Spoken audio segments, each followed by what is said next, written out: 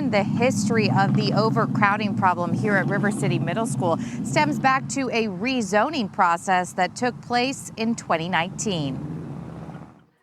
I mean, it's basically May, and we don't know where our daughter even can go to school. Richmond dad Bryce Lyle follows his school board closely and remembers rezoning discussions back in 2019 when the school board attempted to redraw neighborhood lines to ensure schools had an equitable distribution of students. That's the thing.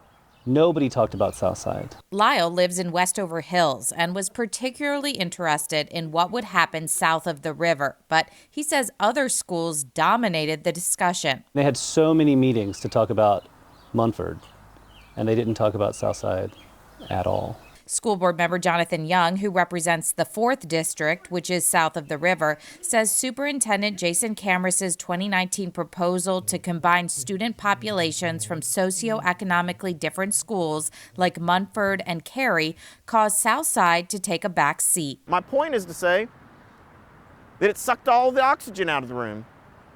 Very little conversation pertained to secondary schools and/or to Southside. The board ultimately approved rezoning option Y in a 5-4 vote, with current school board members Liz Dorr, Dawn Page, and Cheryl Burke joining the yes vote, and Jonathan Young and Kenya Gibson voting no. We have arrived here because, candidly, the school board in 2019 failed. Here being the situation at the new River City Middle, which is already overcrowded, while other middle schools in the district sit well below capacity. I applaud and appreciate that the school system tried to give as many kids the opportunity to go to the new school as possible, but obviously they overdid it and it needs to be fixed.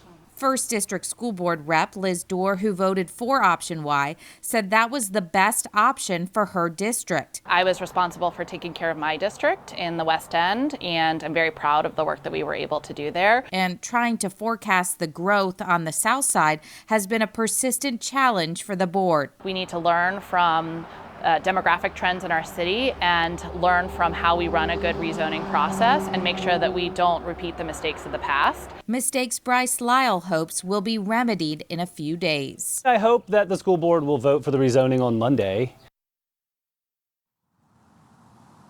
And to that point, both Jonathan Young and Liz Dorr, who have thus far disagreed on this topic, assured me that on Monday the school board will reach a consensus. They will vote yes on helping to alleviate the overcrowding here at River City Middle.